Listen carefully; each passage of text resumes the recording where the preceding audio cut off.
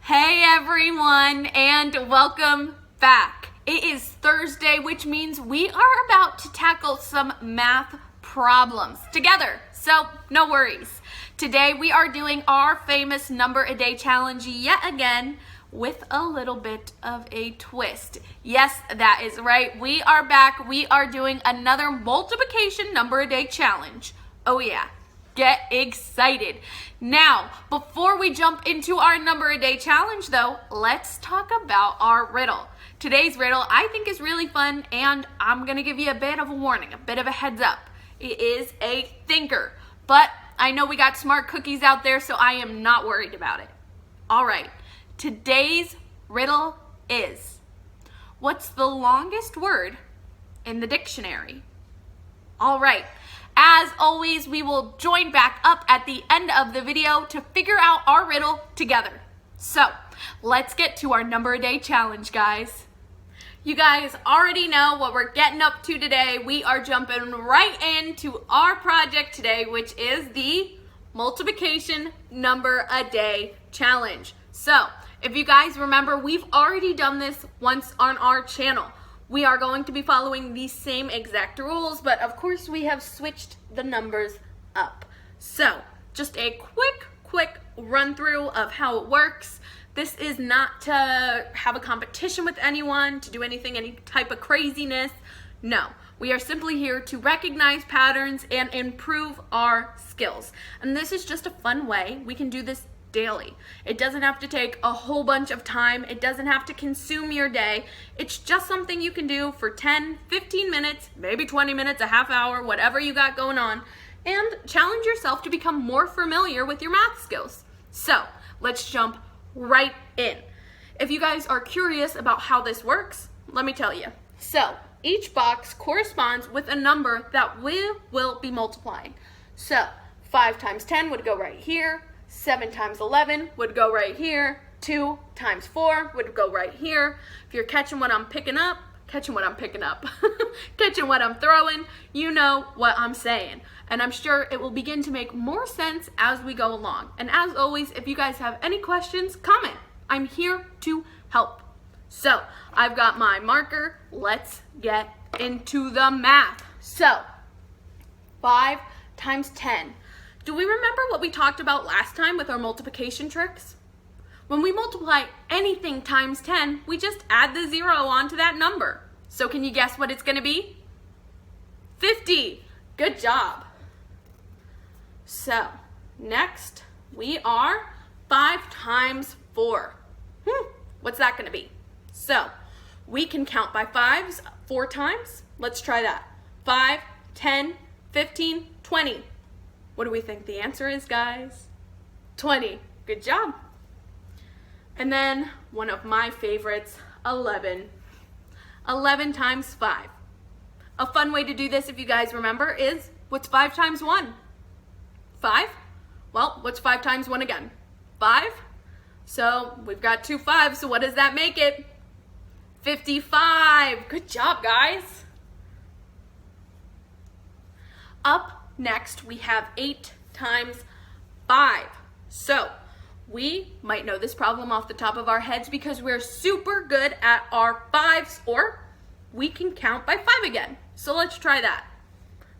5, 10, 15, 20, 25, 30, 35, 40. Seems like 40 is our answer. Let's jot it down.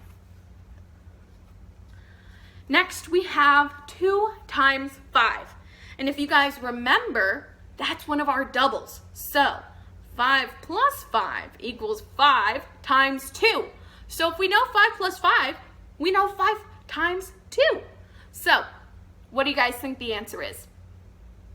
10. Oh, you guys are on fire. So now we're moving on to our 7s. So we've got 7 times 10. Let's take a page out of the book that we've already read. We know we're just tacking on a 0, so it's 70. Next, we have 7 times 4. How do we figure that one out? How do you think? So, we know that maybe 3 times 7, to me this is always a math problem that stuck out to me. 3 times 7, it's 21. So, If we want to go up to 4, we know we have to add another 7. So what's 7 plus 1? 8. And then we leave the 2 as it is, 28. Up next we have 11. Again, one of my favorites. 7 times 1, 7 times 1, what do we got? 2 7s, 77. And then we have 7 times 8. What do we think it's going to be? If we know what 7 times 7 is, we can add, right? But sometimes we don't. Sometimes we have to sit there and think about it. I'm going to let you guys think about this one. The answer is, do you know it? 56. Good job. I do have to say, when I was younger, 7 was one of the more challenging multiplication tables for me because it was just a very different type of pattern, and I couldn't pick up on that pattern very easily. I had to work on it. So that's why I wanted to include 7 here today, so maybe to challenge myself and to challenge some of you guys. So let's move on. We've got 2 times 7, another double. So if we know 7 plus 7, we know 7 times 2. The answer is 14. Man, I can't get anything past you guys. All right, we're on to 2 now. So we have 2 times 10. It's a double. These are all going to be doubles. So what is 10 plus 10? 20. Good job. Up next, we have 4 times 2. What is 4 plus 4? 8. Man, I love 2s because they're pretty straightforward, right? Now we have 11. So we can do the doubles, or I really like the way that we've done it in the past, where we just do 2 times 1 twice, because then the answer is so simple. And that answer is 22. All right, now we are on to 2 times 8. Let's think. What is 8 plus 8? What could we possibly get from that? 2 times 8 is 16. Wow. Never fail to be impressed by you all. Next, we have 2 times 2. Oh my gosh. 2 plus 2, 2 times 2. What's the answer? 4. Good job. Up next, we have our 9s. So we talked about this trick before. We even have a video of this trick up on our channel, so make sure to check it out if you are confused.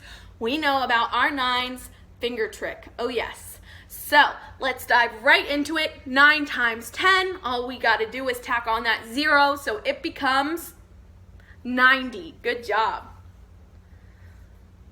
Up next, we have 4 times 9. All right, let's see if we can figure it out using our finger trick.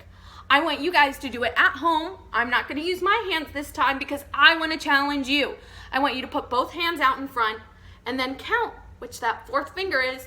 Oop, we've got 3 up on that side, 6 on this side. What do we think it is?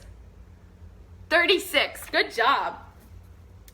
All right, for the rest of them though, I'm not going to help you because you guys have that tool and you can do that brain power. I'm not going to be using my hands anymore. This one, again, is pretty easy because it's our 11. It's our gimme. So 9 times 1, 9 times 1. What's the answer? 99. Woo! 100. No, I'm joking. Still 99. All right. So now I want you guys to use the hand trick at home.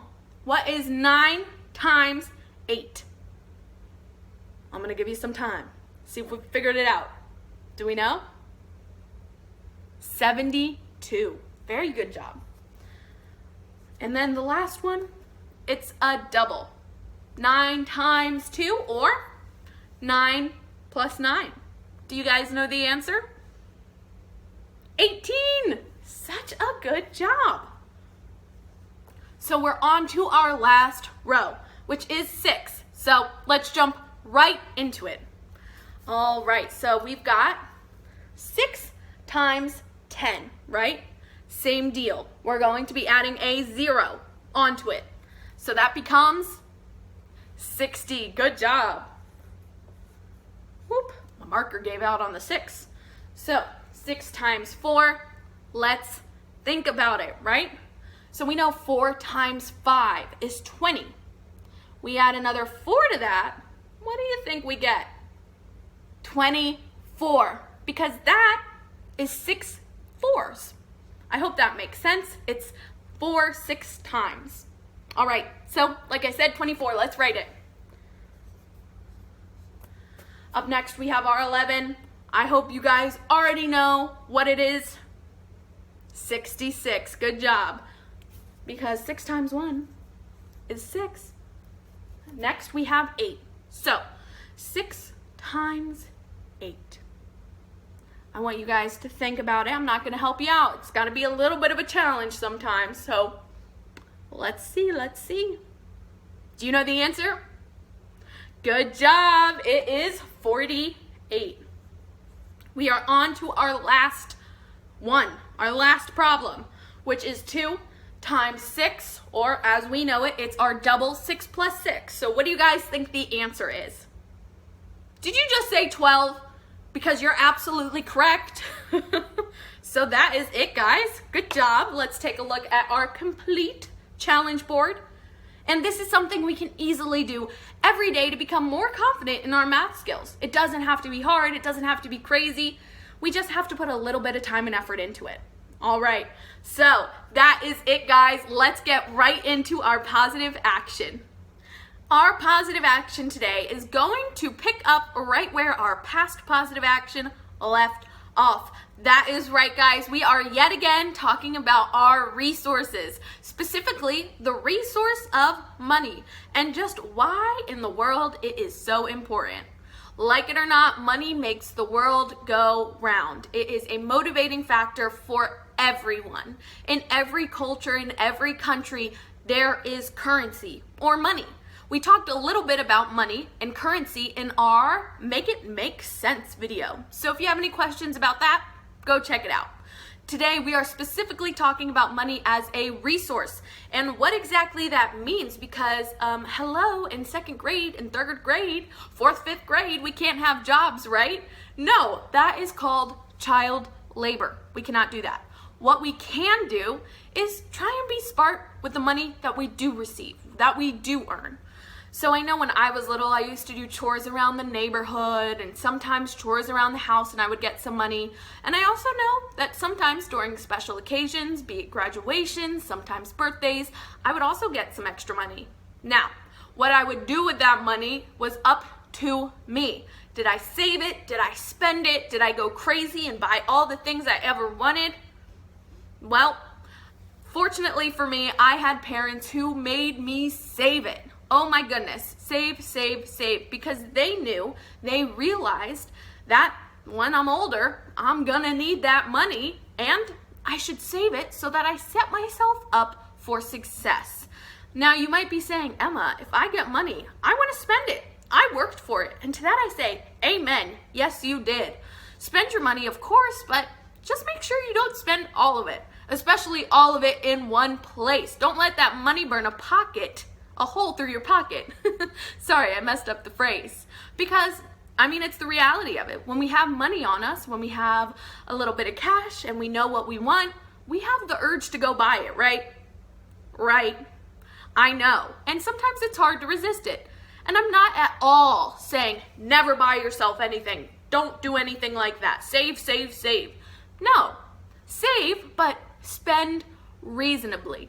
So that maybe down the road you can get yourself something extra nice. Like maybe when you're old enough and you save enough money up, you can buy yourself a car. You can buy yourself, I don't know, a really nice bag, something that you like. I don't know, it's all up to you. I hope this has helped, and I hope it's made a little bit more sense about why money is just so important. We're going to continue this conversation tomorrow because guess what? I got more to say about money. Now, let's go read. Oh, hey guys, are you ready to read? I know I am. I was just catching up a little bit so I could fill you in on everything you might have missed, specifically what you might have missed in our last reading. So, I think it's officially like a magic potion, because if you guys remember at the end, George had a magic kind of chant that he said over his marvelous medicine. So I'm excited to see what happens. We are entering into a new chapter called Brown Paint. So let's jump right in and see what craziness ensues. George turned off the heat under the saucepan. He must leave plenty of time for it to cool down. When all the steam and froth had gone away, he peered into the giant pan to see what color the great medicine was now. It was still a deep and brilliant blue. "It needs more brown in it," George said. "It must simply be brown or she'll get suspicious." George ran outside and dashed into his father's tool shed, where all the paints were kept. There was a row of cans on the shelf, all colors: black, red, green, pink, white, brown. He reached for the can of brown. The label said, simply, "Dark brown gloss paint, 1 quart." He took a screwdriver and pried off the lid. The can was 3/4 full. He rushed it back to the kitchen. He poured the whole lot of it into the saucepan. The saucepan was now full to the brim. Very gently, George stirred the paint into the mixture with a long wooden spoon. Aha! It was turning all brown. A lovely, rich, creamy brown. "Where's that medicine of mine, boy?" came the voice from the living room. "You're forgetting me. You're doing it on purpose. I shall tell your mother." "I'm not forgetting you, Grandma," George called back. "I'm thinking of you all the time. But there are still 10 minutes to go." "You're a little nasty maggot," the voice screeched back. Oh my gosh, that's really mean. "You're a lazy and disobedient little worm, and you're growing too fast." Wow, she is miserable. George fetched the bottle of Grandma's real medicine from the sideboard. He took it out and tipped it over down the sink. He then filled the bottle with his own magic mixture by dipping a small jug into the saucepan and using it as a pourer. He then replaced the cork. Here is a picture of George doing said deed. Had it cooled down enough yet? Not quite. He held the bottle under the cold tap for a couple of minutes. The label came off with the wet, but that didn't matter. He dried the bottle with a dish towel. All was ready. It was great. "Medicine time, Grandma," he called out. "I should hope so," came a grumpy reply. The silver tablespoon in which the medicine was always given lay ready on the kitchen sideboard. George picked it up. Holding the spoon in one hand and the bottle in the other, he advanced into the living room. Oh my gosh, guys. I think this is it. New chapter, Grandma gets the medicine. That's pretty straightforward. Grandma sat hunched in the chair by the window. The wicked little eyes followed George closely as he crossed the room towards her. "You're late," she snapped. "I don't think I am, Grandma. Don't interrupt me in the middle of a sentence," she shouted. "But you've finished your sentence, Grandma." "There you go again," she cried, "always interrupting and arguing. You really are tiresome, little boy. What's the time?" "It's exactly 11 o'clock, Grandma." "You're lying, as usual. Stop talking so much and give me my medicine. Shake the bottle first. Then pour it into the spoon. Make sure it's a whole spoonful." "Are you going to gulp it down in one go?" George asked her. "Or will you sip it?" "What I do is none of your business," the old woman replied. "Fill the spoon." As George removed the cork and began very slowly to pour the thick brown stuff into the spoon, he couldn't help but think back upon all the mad and marvelous things that had gone into the making of this crazy stuff. The shaving soap, the hair remover, the dandruff cure, the automatic washing machine powder, the flea powder for dogs, shoe polish, the black pepper, the horseradish sauce, all of the rest of them, not to mention the powerful animal pills and powder liquids, and the brown paint. "Open your mouth wide, Grandma," he said, "and I'll pop it in." The old hag opened her small wrinkled mouth, showing disgusting pale brown teeth. "Here you go," George cried out. "Swallow it down." He pushed the spoon well into her mouth and tipped the mixture down her throat, then stepped back to watch the result. It was worth watching. Grandma yelled, "Ew!" and her whole body shot up, whoosh, into the air. It was exactly as though someone had pushed an electric wire through the underneath of her chair and switched on the current. Up she went like a jack-in-the-box. And she didn't come down. She stayed up, suspended in midair, about 2 feet, still in a sitting position, but rigid now. Frozen, quivering, eyes bulging, the hair standing straight up on the end. "Something wrong, Grandma?" George asked, politely. "Are you all right?" Suspended up there in space, the old girl was beyond speaking. The shock that George's marvelous mixture had given her must have been tremendous. You'd have thought she'd swallowed a red-hot poker the way she took off from that chair. All right, here is the picture of Grandma levitating up in the air. All right, and that is where we are going to leave it today because, oh my gosh, I wonder what'll happen. I'm tempted to keep reading, but I know we got to save the good stuff for the next time.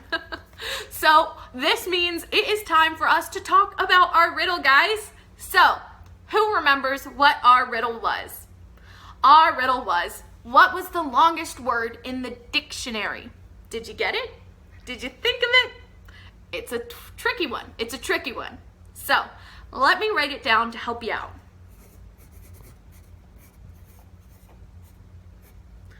The answer is smiles, because there's a mile between the two S's. It's a little bit of a spelling joke, but I hope this helps. All right, guys, now that's it. That's the video, and I hope to see you here tomorrow. Thank you so much for watching.